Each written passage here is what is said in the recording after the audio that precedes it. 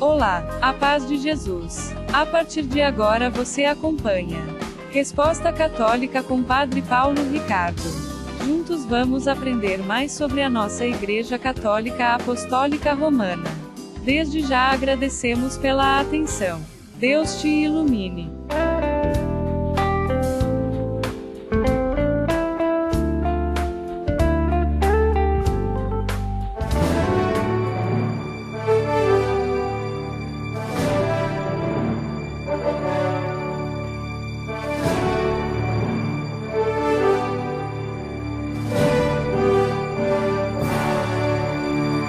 Na Resposta Católica de hoje, gostaríamos de falar a respeito das chamadas missas inculturadas. O Eduardo nos escreve, perplexo, a respeito de uma reportagem que foi publicada no site IG. Nesse site, há uma reportagem que fala das missas exóticas que conquistam cada dia mais fiéis. Na reportagem do site, esse tipo de missa é incentivado, louvado, e quase que se escarnece a missa tradicional, principalmente a missa de São Pio V, a missa em latim. A reportagem diz assim: se essas missas bem tradicionais e que fazem você se sentir em alguma catedral da Idade Média surgiram eventualmente como reação às decisões do Concílio Vaticano II, foram essas mesmas resoluções que abriram espaço para missas na língua nacional e mais próximas das culturas locais. E aí, as opções são as mais variadas: gauchesca, afro, árabe e até sertaneja. Fecha aspas. Pois bem, Eduardo, vamos então esclarecer as coisas. Em primeiro lugar, o Concílio Vaticano II jamais falou de missas inculturadas. O Concílio Vaticano II nunca deu permissão para que houvesse tais missas. E não existe nenhuma, repito, nenhuma legislação da autoridade competente, que é a Santa Sé, a respeito deste tipo de missas. Para que haja algum princípio de inculturação, e existem documentos da Santa Sé que falam da inculturação enquanto princípio, é necessário que as conferências episcopais façam pedido à Santa Sé. E uma vez aprovada aquela inculturação, ela é aplicada dentro da estrutura básica do rito romano. Por exemplo, a cor branca. A cor branca no Japão não significa solenidade, não significa a liturgia festiva, porque o branco para a cultura japonesa é uma cor fúnebre. Então, substitui-se o branco pelo amarelo. Isso é uma inculturação. A Conferência Episcopal Japonesa tem a permissão de fazer essa substituição para que se compreenda naquela cultura qual é o caráter festivo das solenidades que são celebradas.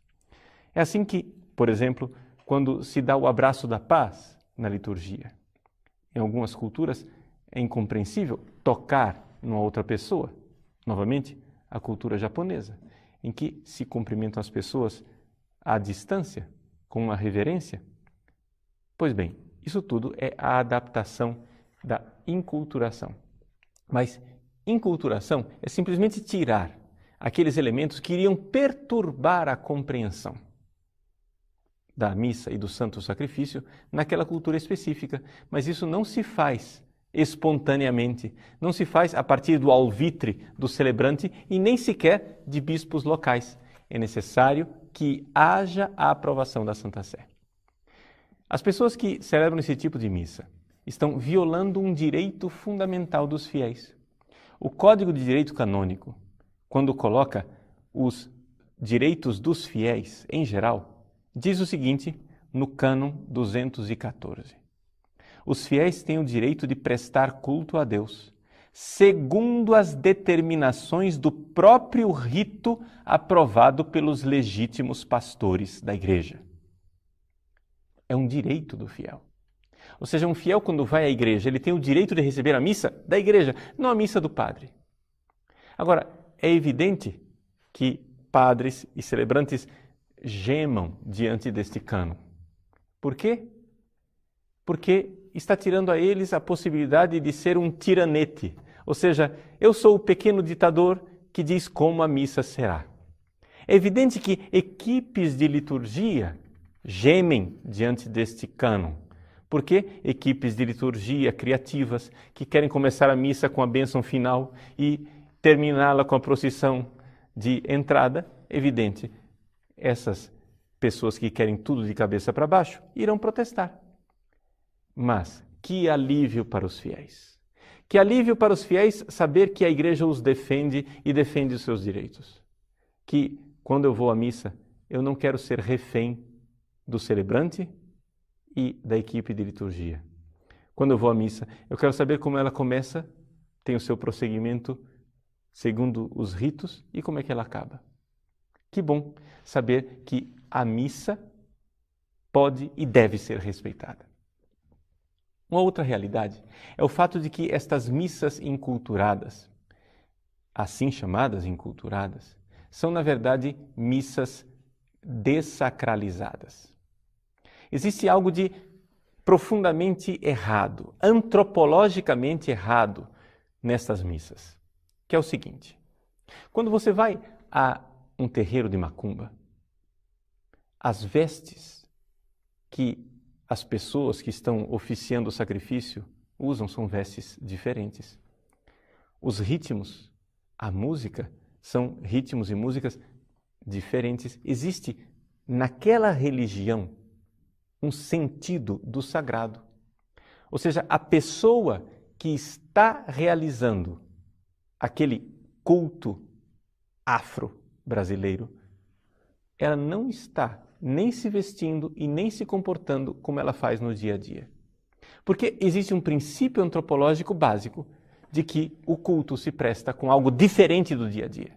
Ou seja, existe o sagrado, existe o secular, o profano, aquilo que eu faço no dia a dia. O culto a Deus é prestado com algo diferente do meu dia a dia. Se você vai ao Japão, o empresário que chega em casa de terno e gravata, tira os seus sapatos, vai para o seu quarto, tira o paletó, coloca o seu kimono para fazer a cerimônia do chá. Ele sabe que ele precisa se vestir de uma forma diferente daquela que ele estava se vestindo quando estava tratando os negócios profanos. Existe algo de verdadeiro e antropológico, que é a realidade que o sagrado é uma coisa, o profano é outra.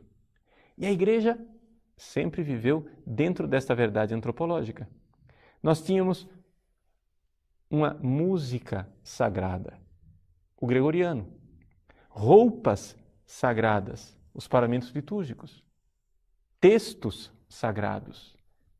Havia toda uma realidade sagrada. Eu estou usando havia, não porque foi abolido, mas havia porque as pessoas jogaram fora. Jogaram fora o patrimônio da igreja. Tudo isso ainda existe, ainda está aí. E não foi o Vaticano II quem acabou com isso. Essas pessoas que dizem isso, ou seja, o jornalista que escreveu esse artigo no IG, jamais leu uma linha do Vaticano II. Eu desafio você a encontrar na Sacrosanto Concilium qualquer tipo de aprovação desse tipo de maluquice litúrgica. Não há. Isso jamais passou pela antecâmara do cérebro dos padres conciliares. Os padres conciliares não pensaram nem sequer na reforma litúrgica tal qual ela foi colocada por Paulo VI, que foi uma realidade que passou além do que o concílio pediu. Portanto, não se use o Vaticano II para promover e para defender certas coisas. O Vaticano II é aquilo que os textos do Vaticano II dizem. Pois bem, aqui está a realidade. Estas missas, assim chamadas enculturadas, deveriam ser chamadas de missas profanadas, dessacralizadas. Missas onde o sagrado agora já não existe. Existe somente o profano. Você usa a sua roupa do dia a dia. Você usa a roupa profana. Você usa uma roupa que não foi pensada para o culto. colocam-se danças que não são danças sagradas, colocam-se ritmos que não são ritmos sagrados, tudo isso dentro da missa. Ora, mesmo que fossem ritmos e danças sagradas, ninguém teria autorização de inserir nada sem a licença da Santa Sé. Porque é necessário apresentar a Santa Sé primeiro, para que ela aprove qualquer modificação dentro do rito, porque a Santa Sé está aí para tutelar a tradição ritual da Igreja, a validade dos sacramentos, a retidão da fé e, nesse caso, defendendo o direito dos fiéis. Então vejam, esse tipo de missa não somente não tem cabimento, mas como não tem verdade antropológica. Uma terceira coisa, esse tipo de missa não tem verdade teológica. Ou seja, se você for ver, todas essas inserções, esse tipo de rituais, foram feitos por pessoas que não entendem absolutamente o que é o verdadeiro rito da missa. A missa é a celebração da paixão, morte e ressurreição de nosso Senhor Jesus Cristo. É o santo sacrifício eucarístico. Todas essas inculturações são sempre inculturações que vão na direção de festosas celebrações comunitárias, onde o sacrifício de Cristo na cruz fica encoberto, esquecido, quase que ausente. Por quê? Porque o que é importante é aquilo que você é.